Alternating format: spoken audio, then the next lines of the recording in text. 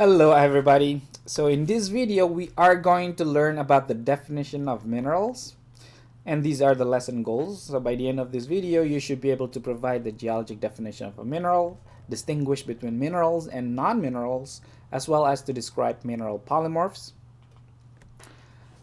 This is the definition of a mineralogy. So it is a study of composition, structure, appearance, stability, occurrence, and association of minerals.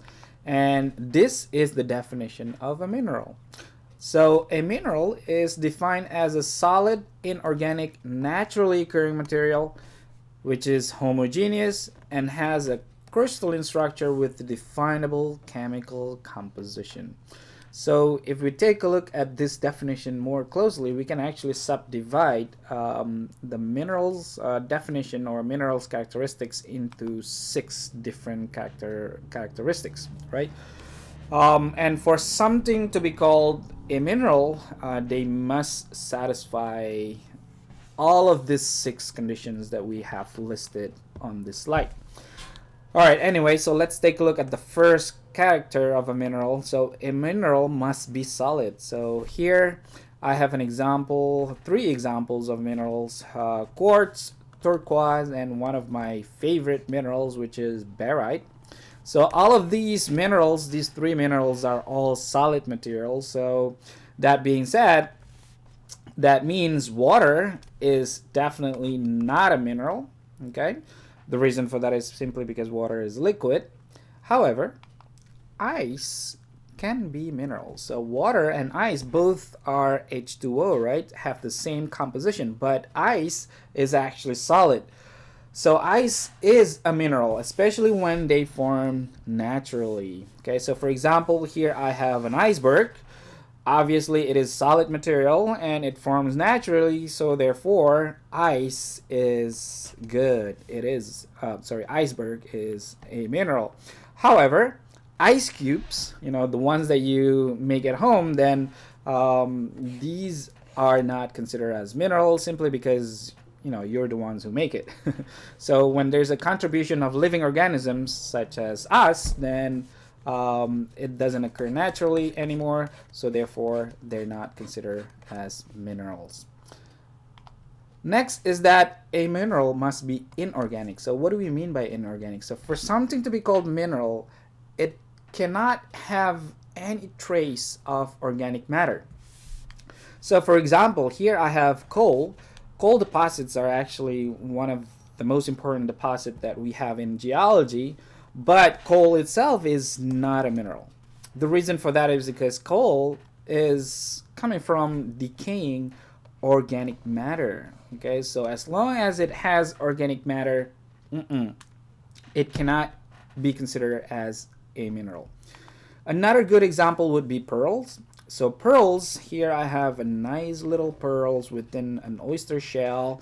Even though we know that pearls are solid and they occur naturally, but they're not minerals simply because they are formed by the actions of living organisms. And in this case, the oyster, right?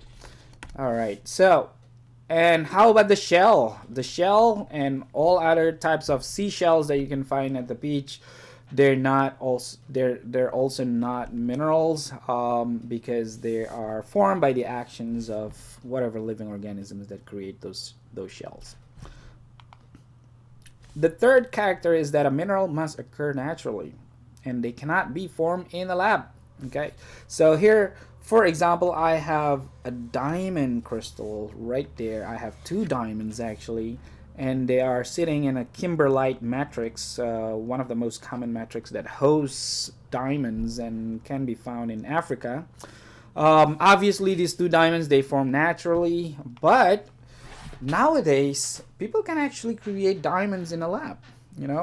For example, here is a fake diamond, and one of them is called cubic zirconia, and cubic zirconia looks very much like diamond, but they're not considered as minerals because they are fake diamonds, because they are lab grown diamonds. Okay, so that is character number 3.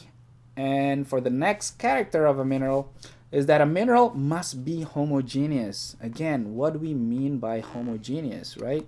So what we mean by homogeneous is that a mineral, regardless of how small or how big the crystals of those minerals, they will maintain the same structure, the same crystalline structure, and the same chemical composition.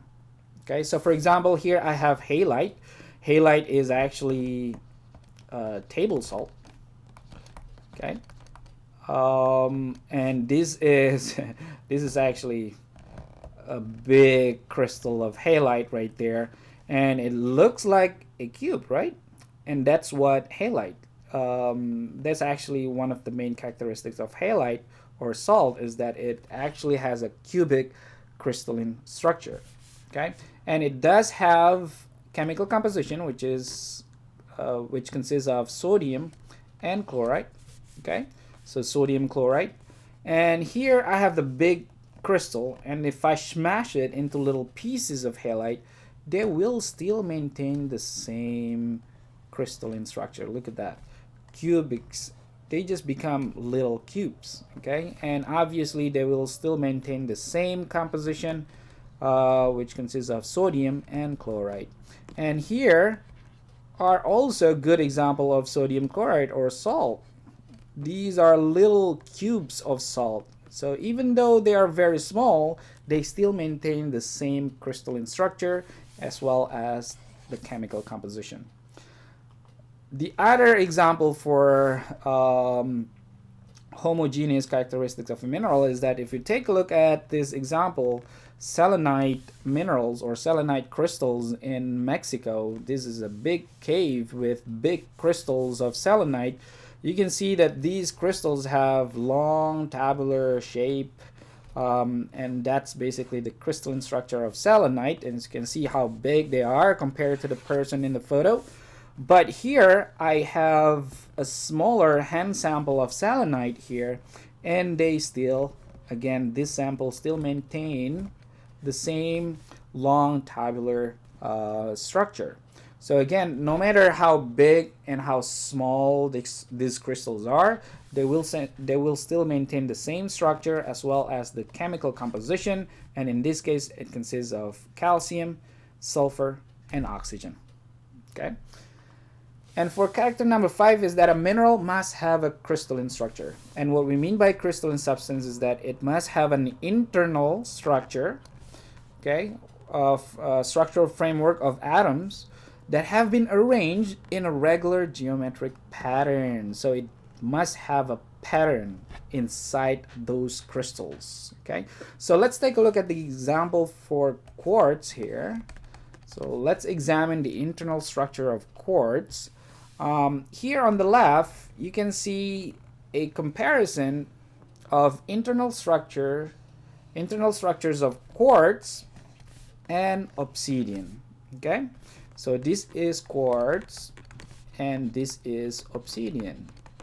Okay, so both quartz and obsidians are solid. They occur naturally because obsidians are coming from they are typically associated with explosion of volcanoes, and they are inorganic, and they are actually composed of the same elements, which are silicon and oxygen. Okay, so let's take a look at the internal structure of those two materials. So here on the left we have the internal structure of quartz, and quartz, again, it has silicon atoms, which is represented by these purple circles here, and it also has oxygen atoms, which are represented by these red circles. Okay, and as you can see, both the silicon and oxygen atoms within quartz, they are basically form a very nice pattern. Okay, there you go. So they do have this is something that we call as in an orderly arrangements of atoms, but if you compare with obsidian on the right here, it does have the same composition of silicon plus oxygen. Okay, but you can see that these atoms are just basically randomly arranged within within obsidian. Okay, this in fact it actually represents some sort of like a liquid phase of atoms that they seem that they can go freely within that material. But that's actually the interesting part of obsidian. You know, the internal structure looks like a liquid, but it is actually a solid material. Okay, so obviously we don't see a nice arrangements of atoms within obsidians, and that simply means that obsidians do not have a internal crystalline structure. So because it doesn't have an orderly arrangement of atoms, or that is something that we call as a glass or amorphous, then obsidian, it is not part, it is not considered as a mineral. Okay, so quartz is good. All right, and the second, not the second, the last characteristics is that a mineral must have a definable chemical composition. What it means is that it must have a fixed ratio of elements, because a mineral is basically a chemical compound with a very specific chemical formula. Okay, so for example, here I have aragonite. It is calcium carbonate. Quartz is silicate, silicon and oxygen. Barite has barium, sulfur, and oxygen. Okay, so all those minerals, all minerals that we have on Earth, they all have specific chemical formula associated with them. Okay, but in this case, rocks do not have a definable chemical composition. The reason for that is because it actually consists of multiple minerals. Okay, so it does have a lot of minerals, so it doesn't have any, you know, definable chemical composition associated with any rocks. Okay, so that is the last characteristics of a mineral. But before we end this video, there's one concept that you have to understand about minerals. The concept of mineral polymorphs. Okay, so a polymorph is basically two or more minerals that have the same composition but show a very different atomic arrangements, because they are formed under different physical conditions. Okay, so for example, let's take a look at the polymorphs of carbon, which are diamond and graphite. So both diamond and graphite, here on the left we have diamond, and on the right side we have graphite. Both diamonds and graphite, they actually consist of 100% carbon, just carbon. Okay, but we actually know that diamonds are actually the hardest minerals on Earth, whereas graphite is actually probably one of the softest minerals out there. So how can it be, right? So both consist of the same composition, which is carbon, but they exhibit a completely different physical properties, and that is what we call as mineral polymorphs. Okay, now the reason for that is because the chemical bonds between carbon elements within diamonds and graphites are completely different. So here in this case, in diamonds, we have strong bonds of carbons within diamonds that create a nice 3D framework of carbons, and all of those carbons are strongly bonded by something that we call as covalent bonds. Okay, and we're going to learn about this type of bonds in the next video. And whereas graphite does have carbon bond and does have strong bonds, but graphite comes with layers. Okay, so here I have the one layer of graphite, one layer of carbon, and second one, and then the third layer of carbon, and these layers are connected by a very weak bond, this vertical bond right there. Okay, these vertical bonds are very weak, and that is the reason why graphite becomes, one of the softest minerals on Earth. In fact, graphites are used in the tip of a pencil lead, right? And because it's soft, it actually, when we apply pressure onto graphite, it actually leaves some streaks on on a piece of paper, allowing us to write. Okay, so that is the reason why graphite is very soft compared to a very strong diamond. Okay, even though they both consist of carbon. So mineral polymers is a very important concept because it actually tell us about the formation history. So diamonds form in response to extreme pressure, which typically occurs at depth, so maybe somewhere there. That would be diamond environment.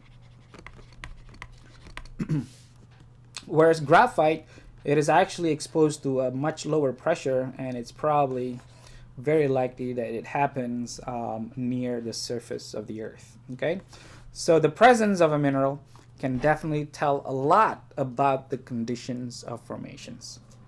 So I think that's all that I would like to say in this video. Like usual, if you do have questions, let me know, and I'll see you again in the next video. Bye bye.